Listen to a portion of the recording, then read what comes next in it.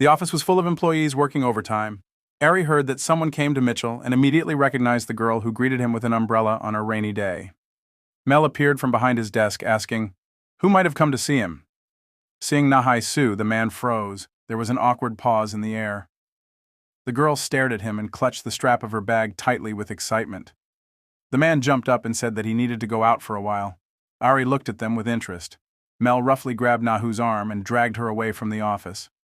He gave the girl an annihilating look and told her to follow him. The man dragged her roughly all the way, even though Nahu asked him to calm down, saying that her arm hurt. The man pinned her against the wall, clutching her wrist tightly. He started yelling at her, asking her what the hell she was doing here. Mel became very angry, saying that she was disgracing him. Suddenly he noticed that the girl was numb with fear, trembling and mumbling that she was scared. Suddenly it hit him. Madil bent down to her face and asked angrily if she was afraid of him. Nahu tried to refuse, but that only made Mel even more angry. He squeezed her wrists even tighter and shouted in her face, "How long would you keep reminding him of the past?" The girl didn't want to remember it, but because of the events of the past, the girl was frozen with horror. Every time she heard the scream, her body was shaking and her heart was racing. Her eyes filled with tears, and Minkle gloatingly asked, "Why are you crying?" Suddenly Bomtai's voice came back into her mind, and she forced herself to ask her husband whose lipstick mark she had found on his shirt. Mitchell didn't expect the ever-submissive Nahai Su to do such a thing. He even asked her again. She said she never wears makeup, so she wanted to know how he got lipstick on his shirt, and though she was trembling with fear, she demanded an answer from him. Macho sighed. Everything became clear to him. He smiled evilly and said she was jealous deep down. He felt the satisfaction of that, and he told the girl that she was acting like a psycho out of jealousy. The man said she was crazy to come to his workplace for such a trifle and make a scene. Nisu was in a stupor. She didn't know what to say, and she didn't want it to turn out like this. He said Nisu disgusted him, turned around and walked away. The girl, frightened and humiliated, remained standing against the wall. Her legs could hardly hold her. She felt very guilty. Nahu wandered around the street in a semi-conscious state. She didn't even notice the people around her. She accidentally grazed the shoulder of a passerby and didn't even turn around. She looked strange from the outside. Suddenly, this same passerby was shoulder-bumped by a very tall, and sturdy man. The stranger tried to swear, saying his shoulder was dislocated. "Did he run into a phone pole? Watch where you're going," Taha threatened him. The young man walked silently behind her, shortening the distance and counting the remaining steps to her. He himself did not notice how there were no more than 10 steps between them. Tha looked sadly in her wake and thought that she should have noticed his presence by now. It saddened him to realize that if there had been 3 steps between them, she still wouldn't have noticed him, because all her attention was focused on her loser husband, and this made him very angry. Bumtaiha pretended to be a nice guy, trying to be patient, but he wanted Nahai Su to notice him. He wanted her to turn around right now and scold him for his wicked intentions. Boma continued to write to her even though she didn't answer him. He warned her that the forecast said it would snow today. He'd want her to be happy for the first snow, but she was so jaded she'd forgotten what it was. So they walked all the way to her house. Mom Taiha took out his phone and typed the next text message that it would rain after the snowfall. He hoped the sound of the phone would bring her back to reality. Nisu silently stood outside her house, hanging her head. Soon, a downpour fell from the sky. Nahu continued to stand and stare blankly at nothing. The water ran down her face and the coldness permeated her entire body. She tried to comprehend everything that had happened that evening. What was she thinking when she rushed to Mitchell's workplace? The girl bent in half, dropped her head to her knees, and sobbed bitterly, as loudly as if the noise of the rain could drown out her suffering. Taa stood around the corner, his heart breaking with pain for her. He thought that she should have realized what kind of man her husband was. He dropped his umbrella and set his face to the jets of rain. He wanted to take all her pain for himself. The young man was fighting himself because he was having a hard time staying a good person with her. He remembered how she empathized with him and tried to support him. She said he was a good man and he would be fine, but she was wrong. He wasn't good. He was a fool for believing that her unhealthy relationship would soon end on its own. In fact, he'd been willing to do terrible things for her, and today was the last time he'd let her cry. The next morning, Nahi Su came to work with puffy eyes. Her friend was worried about her and asked her if she was okay. She said she just ate too much ramen for dinner. There were still 10 minutes left before the workday started. "Hey, Sue," she said, "I'd be gone for a while." Mel never came home last night. Nisu cried and waited for him until morning. She wanted to make up with him.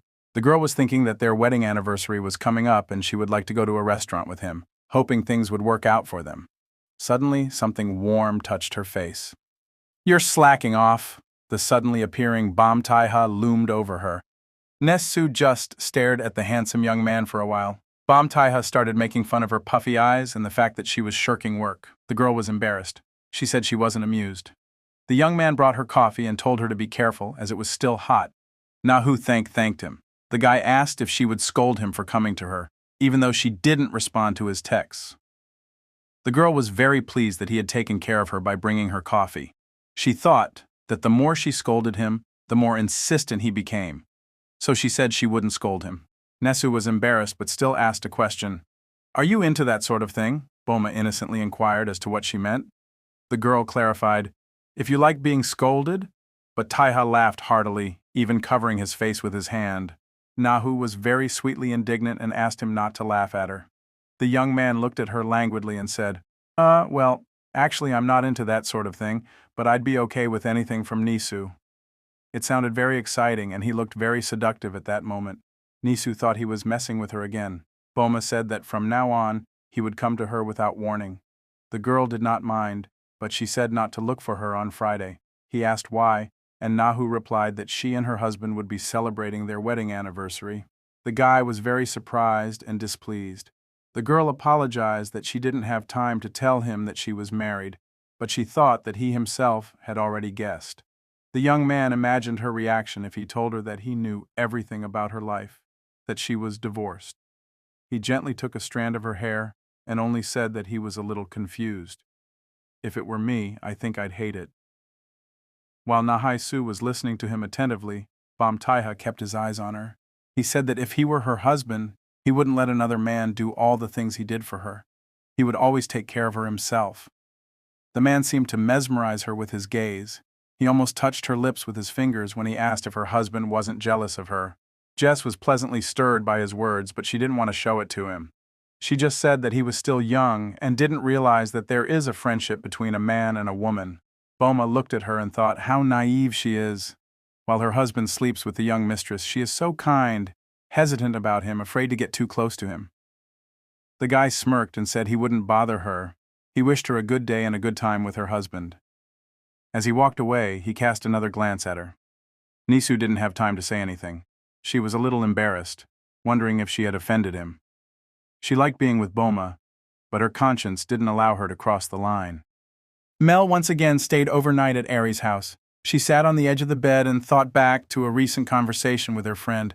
The girls were sitting in a cafe, and Ari was telling a friend how beautiful Mitchell was. She was very happy in her relationship with him. She bragged that even though he's in his 30s, they spend a lot of time in bed. Suddenly, a friend asked her a question. Is it strange that for all his virtues, at his age, he still hasn't gotten married? That alarmed Ari. The girl turned to the man and stated that she wanted to finally be in his house. Mitchell tried to wriggle out of it. He said she had a nicer house than he did. He thought about how lucky she was to live in a prestigious new house, not far from work. He wished he could live in a house like that. The man thought about the fact that if he left Nahaisu for Ari, she would still stay in their shabby house and always wait for him because she loves him. But he didn't know if he loved her. Mel thought about Nahu being cold and emotionless like a doll. She doesn't look like a real woman. While he was indulging in his thoughts, Ari started to get angry. Suddenly, Mel grabbed Ari and started kissing her. The man admitted to living in a shabby apartment with the relative Ari had seen before. Mitchell said he came from a poor family, no education. He was afraid if Ari saw how he lived, she'd leave him. Suddenly, Ari hugged him tightly and told him that none of this matters. She accepts him for who he is. The girl was touched that he opened up to her. Tears welled up in her eyes because of her love for him. Mitchell invited her to come to his house. Nisu was preparing breakfast as usual early in the morning when McCall suddenly appeared. She was surprised. He didn't usually get up this early. The man replied that he had a lot of work to do today. The girl asked if he would be late for work. Mel said he didn't know yet. She didn't want to think that he had forgotten their anniversary. Jesu took an evening off from work. She decided that she would tell Mitchell later that she was free and that they could spend time together all day long. The girl worked tirelessly. As she left work, she anticipated how happy Mitchell would be that she was able to free up her evening. Suddenly, she got a text message from her husband. He said he would be working all night, but since she was also working tonight, it was no big deal. Of course, he forgot. She texted him that she was on her way to work too. The girl stood in the middle of the street and thought how stupid she was. Once again, she was deceived by her expectations. Jess decided to go to work. After all, at that time, a man was watching her from around the corner. Macho, hugging Ari, led her to his house. The girl was overjoyed, glowing. Now she could rest assured that if he was taking her home, they were definitely serious. The man warned her that she might not like his house, but Ari assured him that she didn't care as long as she was near him. Ari took his hand and pressed herself against him. She said she'd do anything for him. The couple slowly headed home. Mel was touched by her words, so he said that he would also do anything for her. She is very dear to him. Ari was genuinely pleased and smiled at him. She said she felt that they were going to be fine. Mel was happy to be near her. The young people were so absorbed in each other that they did not notice how Biom Taha was watching them. He thought to himself that Nahai Su would also be fine with him by his side. The guy called his driver and asked him to pick him up soon. He needed to change his clothes. It's time to put his plan into action. Bomtai's face lit up with a sly smile. Mel brought Ari to his and Nahai Su's apartment. He was embarrassed, so he told her not to freak out too much. Ari was surprised to see the apartment, saying it was very clean and cozy. The girl praised the man. Mel felt embarrassed because it was all Nisu merit. The girl began to freeze. The living room was very cold, and Mel suggested going to the bedroom. He said the girl might get sick, so they should meet at her house. Ari hugged him tighter and replied that he could keep her warm. Hearing this, Mel immediately pressed the girl against the door and kissed her. A memory of Nahai shivering in the cold nights flashed through his mind. She never asked him to keep her warm. Every time he tried to get closer, she remained cold and distant. So as time went on, he lost the desire to take care of her. He didn't even remember that today was their anniversary. Bam Taiha reached home and began to change his clothes. The man was well built, his muscles rolling over his back. Today he was going to put his plan into action, so he was confident and determined. The ringing of a bell caught the salesman's attention. A very tall and handsome guy entered the store. Bam Taiha stood with a basket in his hands and picked out the goods. The girl looked at the strange customer and didn't understand what was going on. Bam Taiha placed a full basket of warming packets on the counter. The guy smiled innocently while the girl checked out the purchase and wondered what he needed so many warm packs for. Bam Taiha thanked the girl and went on his way in good spirits. Late at night, a woman took a smoke break in the back of a restaurant. Suddenly, an unfamiliar young man approached her.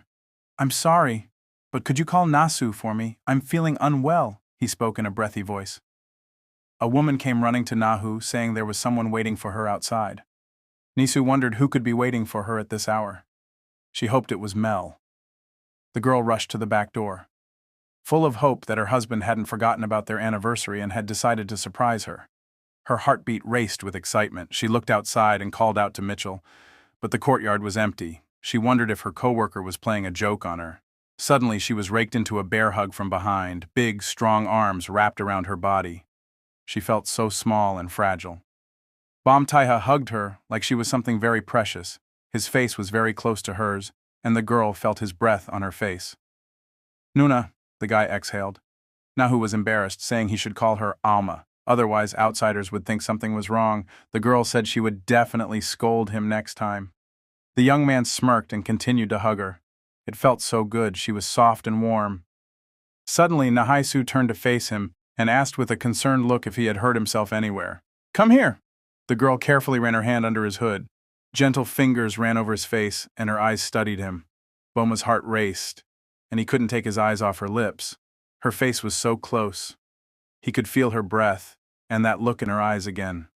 The guy leaned even closer. He was thrilled by her closeness, but he had to be patient. Nesu suddenly realized that he had a fever. She was afraid for him. Bam Taiha said he didn't want to bother her, but he had nowhere else to go. He said he wasn't feeling well.